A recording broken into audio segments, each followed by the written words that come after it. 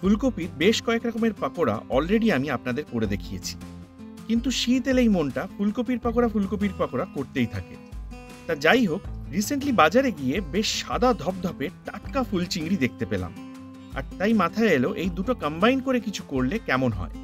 আর result আমি বলবো না, আপনারা দেখুন, করুন, তারপর আপনারাই জানাবেন। চলুন তাহলে দেখে নিন আজকের রেসিপি, ফুল চিংড়ি ফুলকপির বড়া বা পাকোড়া যাই বলেন না কেন। দেখুন 250 গ্রাম চিংড়ি এখানে আছে। একদম ভালো করে বেছে ধুয়ে নেবেন, প্রচুর কিন্তু নোংরা থাকে, জল পাল্টে পাল্টে বারবার ধুতে হবে। এরপর একটা ছাঁকনিতে রেখে জলটা ঝরিয়ে নেবেন। আচ্ছা, এবার ফুলকপিটা দেখুন, একটা মিডিয়াম সাইজের ফুলকপি, তাও এটার পুরোটা কিন্তু লাগবে না, একদম ছোট ছোট টুকরোয় আমি কেটে নিচ্ছি। টুকরোর সাইজটা একটু লক্ষ্য করুন।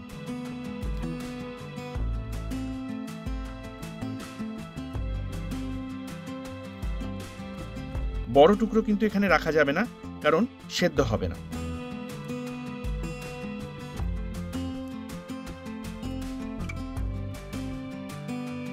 যাই হোক, পরিমাণটা একটু দেখুন, খুব বেশি কিন্তু নেওয়া যাবে না, চিংড়ির প্রাধান্যটা যেন থাকে।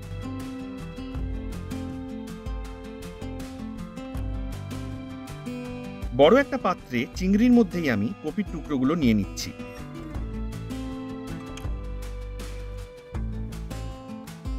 আচ্ছা, এবার দেখুন, আমি 3টে মিডিয়াম সাইজের পেঁয়াজ নিয়েছি, আর আদাটাকেও দেখুন, মোটামুটি 1 ইঞ্চির একটা আদার টুকরো। 25 থেকে 30 কোয়া মতো রসুন লাগবে, আর তার সাথে 8 থেকে 10টা মতো কাঁচা লঙ্কা। এগুলো সব আমি একসঙ্গে চপ করে নেব, তাই পেঁয়াজগুলো একটু মোটা মোটা স্লাইসে কেটে নিচ্ছি, এতে চপারের ওপর প্রেসারটা কম পড়ে।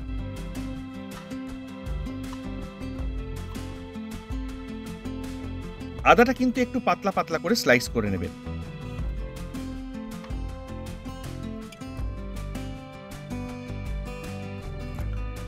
লঙ্কাগুলো চপ করে নিচ্ছি। রসুনটা আর কিছু করার দরকার নেই।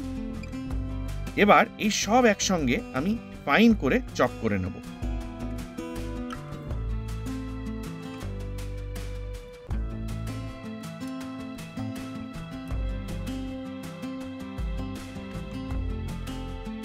দেখুন কতটা আমি চপ করলাম, লক্ষ্য করুন।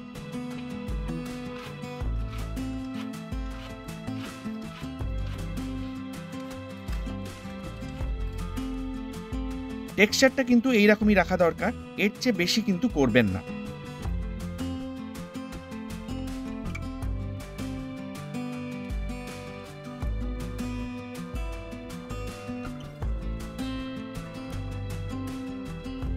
এটাও এবার আমি এই একই পাত্রে নিয়ে নেব।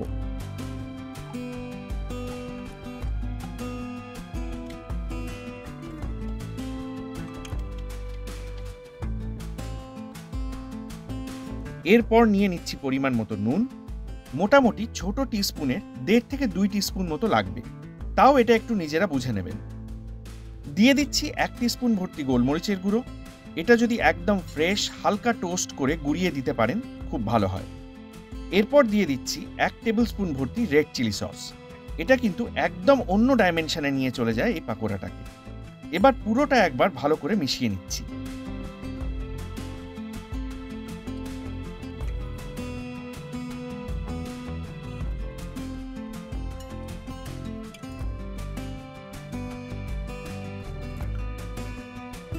এরপর দিয়ে দিচ্ছি একটা গোটা ডিম,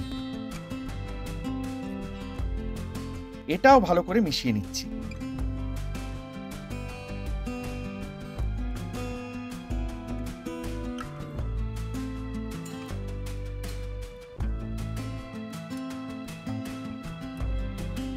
এরপর যাচ্ছে 6 থেকে 8 টেবিল স্পুন মতো বেসন,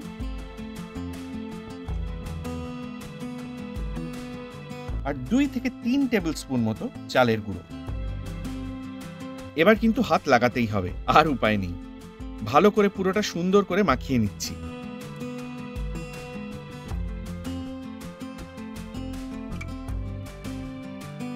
ফুলকপির টুকরোগুলো যেখানে হাতে একটু বেশি বড় ঠেকবে একটু ভেঙে নেবেন।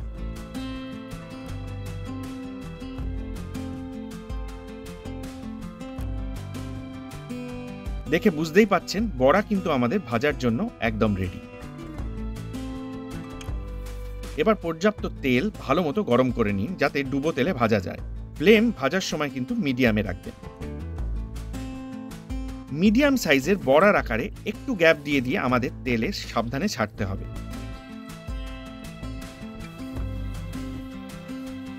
একটা ফর্ক দিয়ে উল্টে পাল্টে সমানভাবে আমাদের বড়াগুলো কিন্তু ভেজে নিতে হবে। ফ্লেম এই সময় একদমই হাই করবেন না, এতে ঝপ করে বাইরের সারফেসটা বেশি ভাজা হয়ে যাবে আর ভেতরটা কিন্তু কাঁচা থেকে যাবে। সুতরাং একটু ধৈর্য ধরে বড়াগুলো ভাজবেন।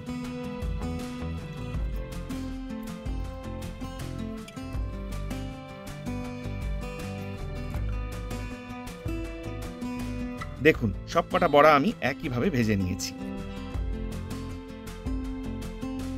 একটা বড়া একটু ভেঙে মুখে দিলেই বুঝতে পারবেন ফুলকপি আর চিংড়ির গন্ধ একদম ভুরভুর করছে। আর কতটা মুচমুচে বড়াগুলো হয়েছে সেটা আশা করছি দেখেই বুঝতে পারছেন।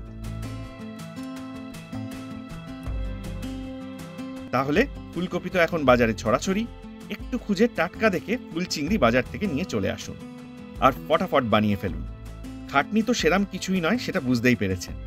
অবশ্যই কিন্তু কমেন্ট সেকশনে লিখে জানাবেন কেমন লাগলো এই ফুলকপি আর ফুল চিংড়ির কম্বিনেশনের পাকোড়া। আচ্ছা, আর একটা ব্যাপার, আপনারা অনেকেই আমাকে আমি যে ইউটেনসিলসগুলো ইউজ করছি সেগুলো কোথা থেকে কিনেছি জানতে চান। আমি লিংক শেয়ার করে দেবো ডেসক্রিপশনে, চেক করে নিতে পারেন। আজ তাহলে এই পর্যন্তই। নেক্সট আবার আসছি নতুন আর একটা দারুণ কোনো রেসিপির সাথে।